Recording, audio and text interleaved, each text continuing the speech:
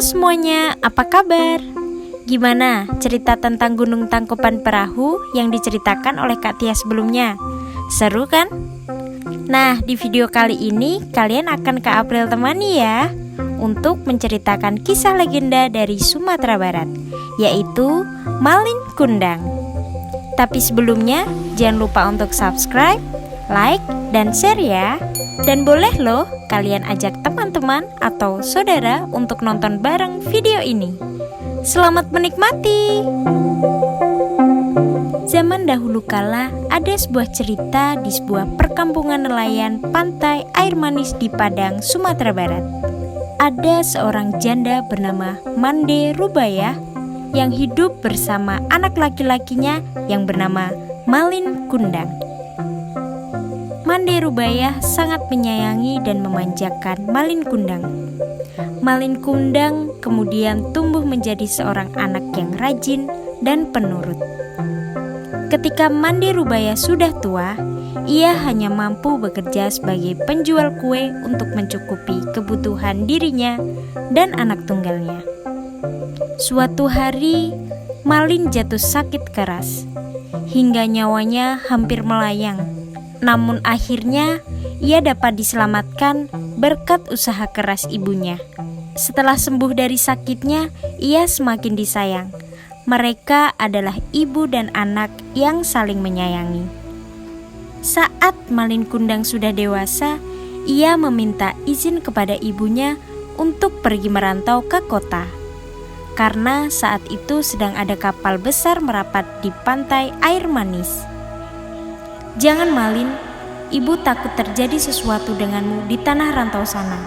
Menetaplah saja di sini temani ibu, ucap ibunya yang sedih setelah mendengar keinginan Malin yang ingin merantau. Ibu tenanglah, tidak akan terjadi apa-apa denganku, ujar si Malin sambil menggenggam tangan ibunya. Ini kesempatan Bu, karena belum tentu setahun sekali ada kapal besar merapat di pantai ini. Aku ingin mengubah nasib kita, Bu. Izinkanlah, pinta Malin memohon. Baiklah, ibu izinkan. Cepatlah kembali. Ibu akan selalu menunggumu, Nak, kata ibunya sambil menangis. Meski dengan berat hati, akhirnya Mande Rubayah mengizinkan Malin untuk pergi. Kemudian Malin dibekali dengan nasi berbungkus daun pisang sebanyak 7 bungkus. Untuk bekalmu di perjalanan, katanya sambil menyerahkan pada Malin. Setelah itu, Malin Kundang berangkat ke tanah rantau meninggalkan ibunya sendirian. Hari demi hari terus berlalu. Hari yang terasa lambat bagi Mande Rubayah. Setiap pagi dan sore, Mande Rubayah memandang ke laut. Sudah sampai manakah kamu berlayar, Nak? Tanyanya dalam hati sambil memandang ke laut. Ia selalu mendoakan agar anaknya selalu selamat dan cepat kembali. Beberapa waktu kemudian ketika ada kapal yang datang merapat, ia selalu menanyakan kabar tentang anaknya. Apakah kalian melihat anakku, Malin? Apakah dia baik-baik saja? Kapan ia pulang? Tanyanya. Namun, setiap ia bertanya pada awak kapal atau nahkoda tidak pernah mendapatkan jawaban. Malin tak pernah menitipkan barang atau pesan apapun kepada ibunya. Bertahun-tahun Mande Rubayah terus bertanya, namun tak pernah ada jawaban hingga tubuhnya semakin tua. Dan kini jalannya sudah mulai terbungkuk-bungkuk. Pada suatu hari, Mande Rubayah mendapatkan kabar dari nahkoda yang dulu membawa Malin. Nahkoda itu memberi kabar bahagia kepada Mande Rubayah. Mande, tahukah kau, anakmu kini telah menikah dengan gadis cantik, putri seorang bangsawan yang sangat kaya raya, ucapnya saat itu. Malin, Cepatlah pulang kemari, Nak. Ibu sudah tua, Malin. Kapan kau pulang? Rintihnya Pilu setiap malam. Ia yakin anaknya pasti datang. Benar saja, tak berapa lama kemudian di suatu hari yang cerah, dari kejauhan tampak sebuah kapal yang megah nan indah berlayar menuju pantai. Penduduk desa mulai berkumpul. Mereka mengira kapal itu milik seorang sultan atau seorang pangeran. Mereka menyambutnya dengan gembira. Mande Rubayah amat gembira mendengar hal itu. Ia selalu berdoa agar anaknya selamat dan segera kembali menjenguknya. Sinar keceriaan mulai menghampirinya kembali. Ketika kapal itu mulai merapat, terlihat sepasang anak muda berdiri di anjungan. Pakaian mereka berkilauan terkena sinar matahari. Wajahnya cerah, dihiasi senyum karena bahagia disambut dengan meriah. Mande Rubayah juga ikut berdesakan mendekati kapal. Jantungnya berdebar keras saat melihat lelaki muda yang berada di kapal itu. Ia sangat yakin sekali bahwa lelaki muda itu adalah anaknya, Malin Kundang. Belum sempat para sesepuh kampung menyambut, Ibu Malin terlebih dahulu menghampiri Malin. Ia langsung memeluknya erat Malin, karena takut kehilangan anaknya lagi. "Malin, anakku, kau benar anakku kan?" katanya sambil menahan isak tangis karena gembira. "Mengapa begitu lamanya kau tidak memberi kabar, Nak?" Malin terkejut karena tiba-tiba dipeluk perempuan tua renta yang berpakaian compang-camping itu. Ia tak percaya bahwa perempuan itu adalah ibunya.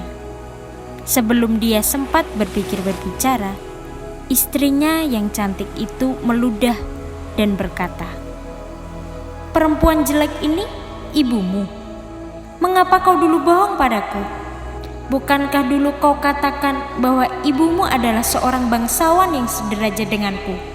Ucapnya sinis. Mendengar kata-kata pedas istrinya, Malin Kundang langsung mendorong ibunya hingga terguling ke pasir. "Perempuan gila, aku bukan anakmu," ucapnya kasar. Mande Rubayah tidak percaya akan perilaku anaknya. Ia jatuh terduduk sambil berkata, "Malin, anakku, aku ini ibumu, Nak. Mengapa kau jadi seperti ini, Nak?" Malin Kundang tidak memperdulikan kata-kata ibunya. Ia tidak akan mengakui ibunya. Ia malu kepada istrinya. Melihat perempuan itu bersujud hendak memeluk kakinya, Malin menendangnya sambil berkata, "Hei perempuan gila, ibuku tidak seperti engkau, melarat dan kotor." Ia tak menyangka Malin yang dulu disayangi tega berbuat demikian. Hatinya perih dan sakit, lalu tangannya ditengadahkan ke langit. Ia kemudian berdoa dengan hatinya yang pilu. "Ya Tuhan, kalau memang dia bukan anakku, aku maafkan perbuatannya tadi. Tapi jikalau memang dia benar anakku yang bernama Malin Kundang, aku mohon keadilan-Mu ya Tuhan," ucapnya pilu sambil menangis. Tak lama kemudian, cuaca di tengah laut yang tadinya cerah mendadak berubah menjadi gelap.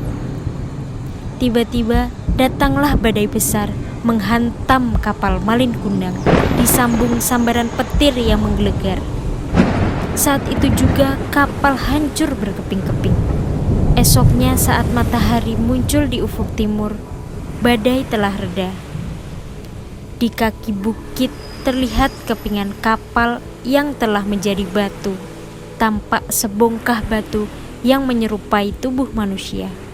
Itulah tubuh Malin Kundang, anak durhaka yang kena kutuk ibunya menjadi batu karena telah durhaka dengannya. Sampai sekarang, jika ada ombak besar menghantam batu-batu yang mirip kapal dan manusia itu, terdengar bunyi seperti lolongan jeritan manusia. Terkadang bunyinya seperti orang meratap menyesali diri. Ampun bu, ampun. Konon, itulah suara si Malin Kundang, anak yang durhaka pada ibunya.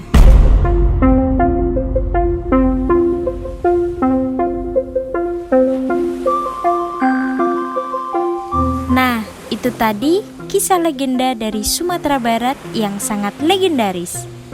Dari cerita tadi, pesan yang bisa kita petik adalah kita harus menyayangi dan menghormati orang tua kita yang sudah menyayangi kita dengan setulus hati mereka. Oke, terima kasih ya teman-teman sudah menonton video kali ini. Jika teman-teman punya ide cerita, silahkan tulis di kolom komentar di bawah ini ya. Kak April pamit dulu. Sampai jumpa di video-video selanjutnya ya. Bye.